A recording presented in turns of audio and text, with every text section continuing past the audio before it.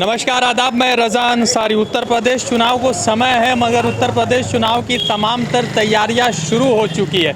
योगी आदित्यनाथ भी अपनी तैयारी में है, समाजवादी पार्टी भी अपनी तैयारी में है, तो दूसरी तरफ जो छोटे दल है, जो उत्तर प्रदेश के लिए छोटे दल है, चाहे आम आदमी पार्टी हो या जो दूसरे दल है, वो भी तैयारी में। बसपा भी तैयारी में है और कांग्रेस में प्रियंका गांधी भी तैयारी में।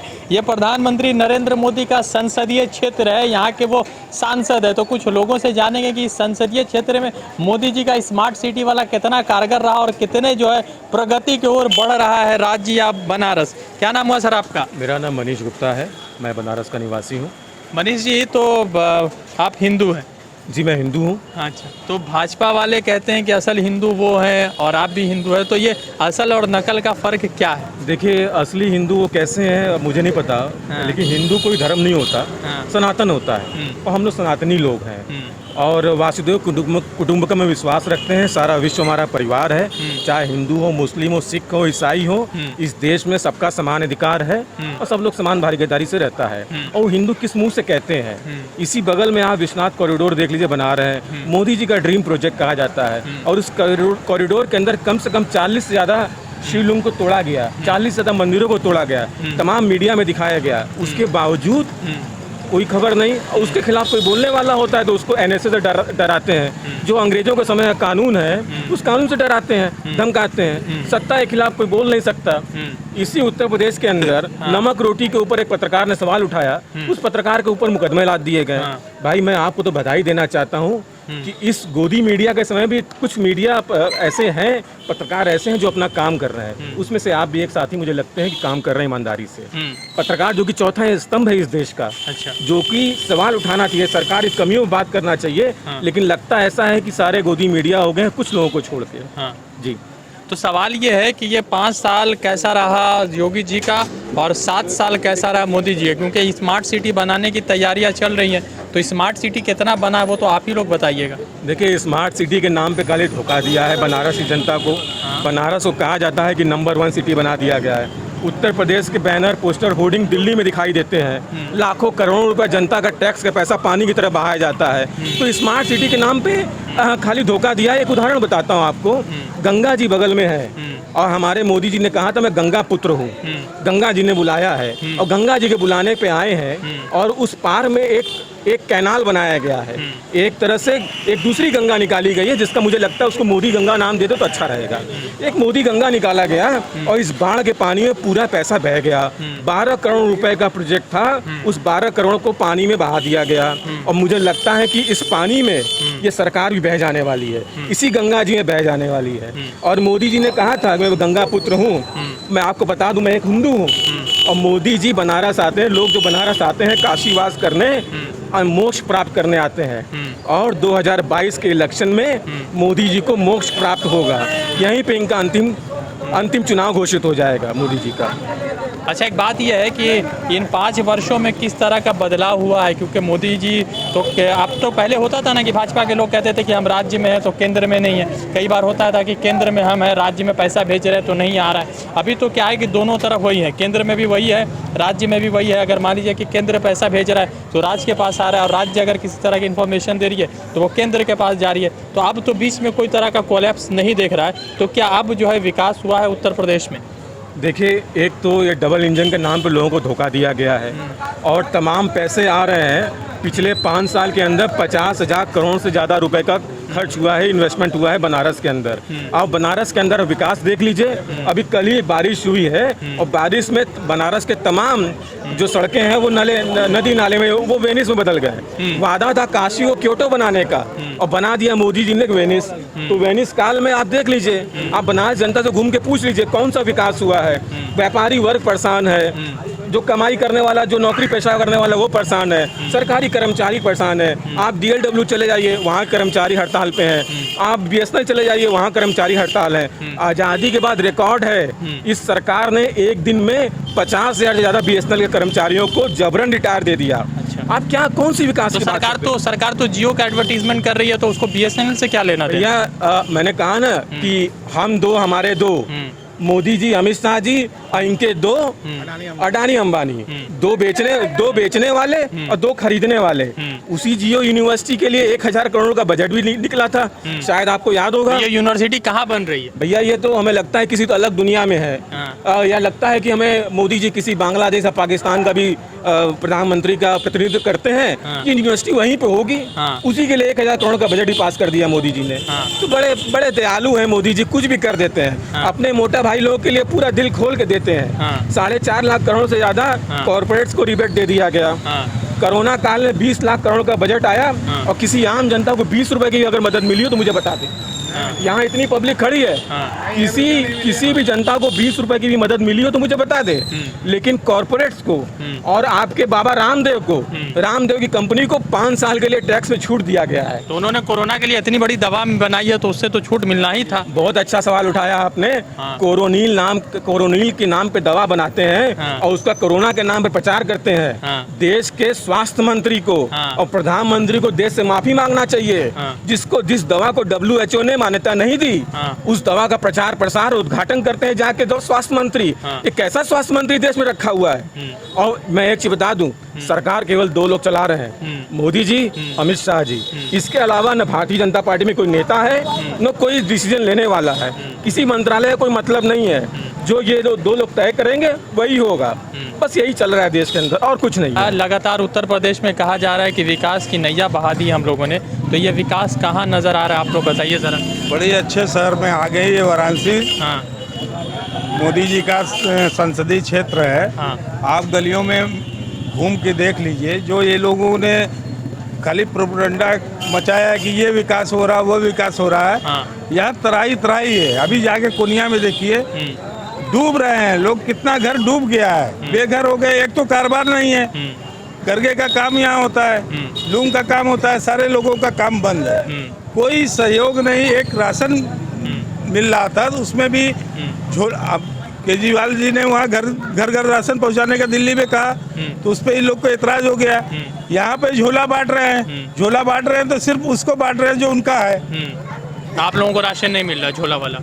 नहीं, यहाँ इतने लोग खड़े, पूछिए किसी को झोला मिला। सबसे बड़ी यही है कि जो पात्र लोग हैं, अभी राशन कार्ड की भी बात कर लीजिए, जो पात्र लोग हैं उन लोगों की पात्रता को नजरअंदाज करके उन लोगों का नाम काट दिया गया। जो उनके वोटर हैं, जो सपोर्टर हैं, उनका नाम जोड़ दिया गया और वो राशन लगातार ले रहे हैं। सेम सिचुएशन अभी जो झोला बांटने में हुआ। जो उनके वोटर हैं, सपोर्टर हैं, या जिनको लगता है कि इस घर से हमें वोट मिल सकता है, उनको वो झोला, मतलब ये कह लीजिए कि वो डायरेक्ट आचार संहिता नहीं लगी है, इसलिए वो सीधे जनता को प्रलोभन दे रहे हैं कि हाँ झोला ले लो, मतलब मुफ्त का ले लो, फिर उसके बाद बदले में तो तुम वोट दोगे ही, जाओगे कहाँ। मतलब खाती है आँख, लजाती है, खाती है मुंह और लजाती है आँख वाला जो दोहा है, उसको वो चरितार्थ कर रहे हैं कि हम खिला रहे हैं, तुम बदले में नमक खाए हो तो नमक हरामी तो करोगे नहीं। तो ये चीज़ें जो है वो बहुत ही बुरी है।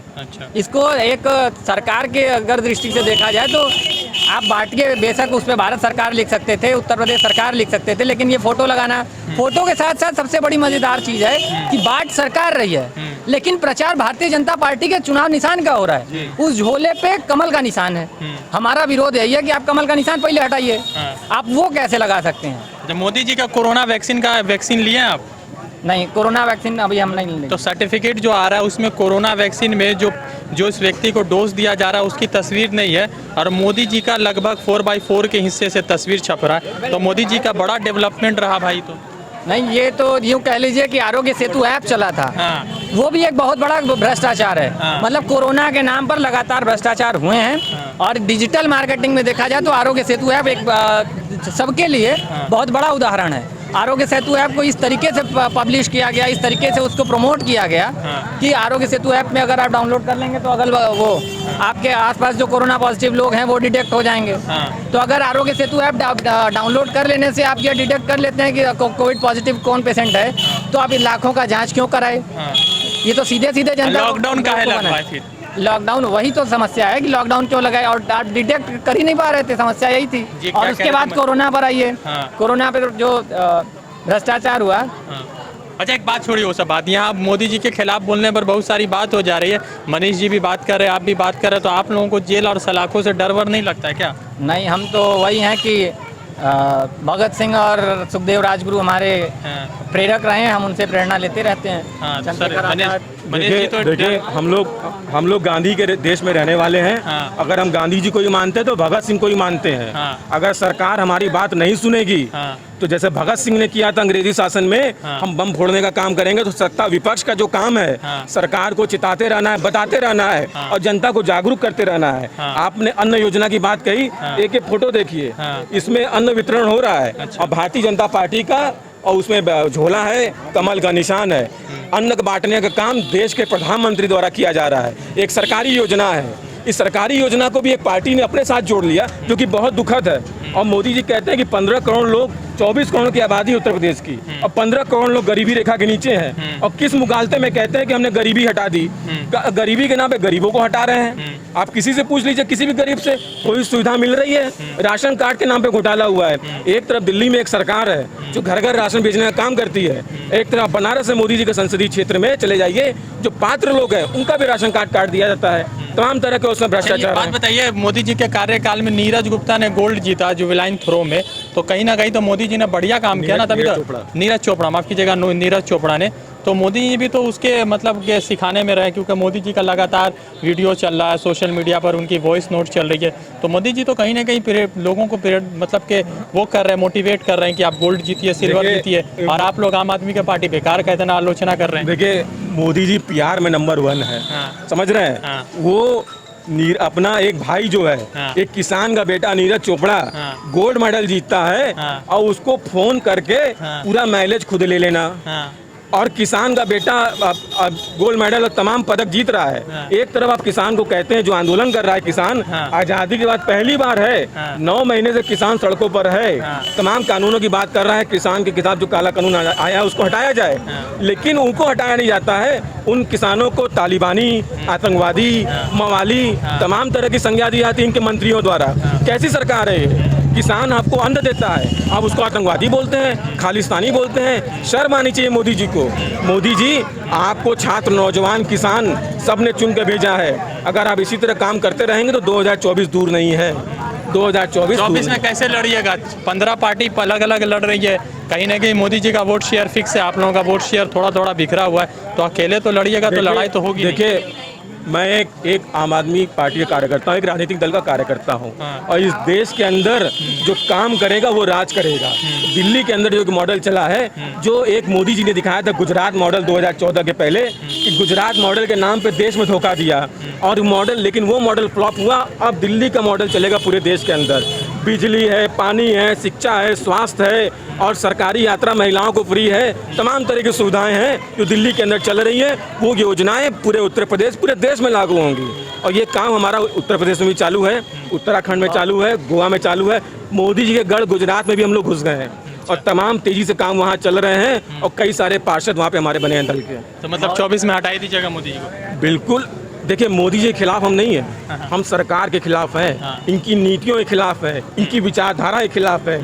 जो आदमी को तोड़ने की बात करेगा, जो देश को तोड़ने की बात करेगा, वो इस देश में राज नहीं करेगा। राष्ट्रवाद को लेकर तो लगातार बात कर रहे हैं मोदी जी, तो तोड़ कहाँ से रहे? राष्ट्रवाद के नाम पर तमाम तरह के आपके नेता जो हैं, आप दिल्ली चुनाव भूल गए क्या 2020 का? तमाम इनके भारतीय जनता पार्टी के नेता जो हैं इस सांप्रदायिक नारे लगा रहे थे, सांप्रदायिक नारे लगा रहे थे। वो लोग आज मोदी जी उन लोगों को फॉलो करते हैं। तमाम इनके नेता महिलाओं को गाली देते हैं, मोदी जी उनको फॉलो करते हैं। कैसे प्रधानमंत्री हैं आप? आपके रहते हुए लोग सांप्रदायिक नारा लगा रहे हैं, दंगे हो जा रहे हैं, आप चुप मार के बैठे हुए हैं। मोदी जी को इस्तीफा देना चाहिए, अमित शाह जी को इस्तीफा देना चाहिए, गृह मंत्री को इस्तीफा देना चाहिए। चाचा, क्या नाम है आपका? क्या नाम है? क्या बोलेगी? नाम क्या है आपका? अरे हम तो कहते 300 रुपया किलो तेल कर दे, हाँ। 1800 रुपया पेट्रोल, 600 रुपया थोड़ी पेट्रोल, 110 कर दे, सब जनता खुश रही है। जनता सब खुश रही है। और 300 रुपया 100 रुपया बहुत कम है क्या पेट्रोल? हाँ बिल्कुल कम है, बिल्कुल कम है। आपके जमाने में तो बैलगाड़ी चल रहा था, आप तो लड़का लोग जो चला रहे बाइक। अच्छा तो करिए तब न बैलगाड़ी चलेगी।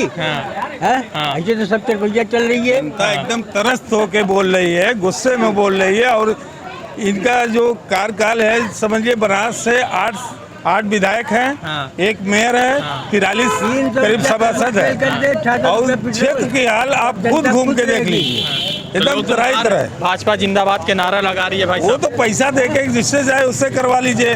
यहाँ तो वही खेला होगा जो बंगाल में हुआ तो है। यहाँ बंगाल यही में तो होगा। खेला होगा और यहाँ पे खेला होई अच्छा खेला होई। खेला होई। अच्छा देखिए जो बंगाल से खेला हो भी निकला है, हाँ। जो बनारस में यूपी में आगे खेला हुई, हाँ। और बनारस का जनता मोदी जी और योगी जी को बता दे हाँ। कि खेला यहाँ हुई हाँ। और तू लोग का बिस्तरा गोल हुई। हाँ। अब आपने पेगासे का जो मामला जासूसी वाला उठाया, वो बहुत बहुत गंभीर विषय है। हाँ। आज देश के आज सरकार जो है तमाम लोग विपक्ष लोगों की फोन टैपिंग करा रही है, अपने लोगों की भी फोन टैपिंग करा रही है। विपक्ष खाली नहीं है, ये आपके राज्यसभा सांसद हैं उनके भी फोन टैपिंग करा रही है, विधायकों की टैपिंग करा रही है। एक आपकी महिला जिसने सुप्रीम कोर्ट के चीफ जस्टिस के खिलाफ यौन उत्पीड़न का मामला था, उस महिला का भी फोन टैप कराया गया है। तो तमाम गंभीर मामले, इस पर सरकार को बयान देना चाहिए और जांच करानी चाहिए। आप विदेशों में देख लिए, कई देशों में जांच के आदेश दे दिए सरकार ने, लेकिन इस सरकार में कोई आदेश जारी नहीं होता है। बनारस की भाषा में अगर बोला जाए तो यहाँ के लोग मोदी जी से यही कहना चाहते हैं कि तो से अच्छा रघुआ अर्जन, डिग्री पाया आधा दर्जन, अस्पताल में हो गया सर्जन, तो मुंह छुपा के पड़े रहो, कुछ करे से अच्छा घरे रहो, चाहे खटिया पर पड़े रहो।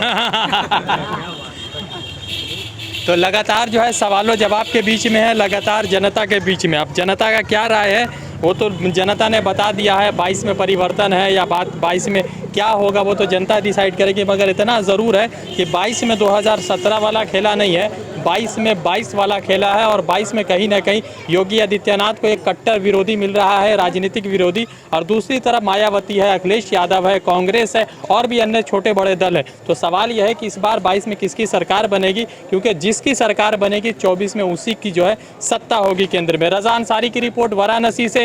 डेली हिंद के लिए जुड़ते दूसरे अपडेट के साथ। धन्यवाद।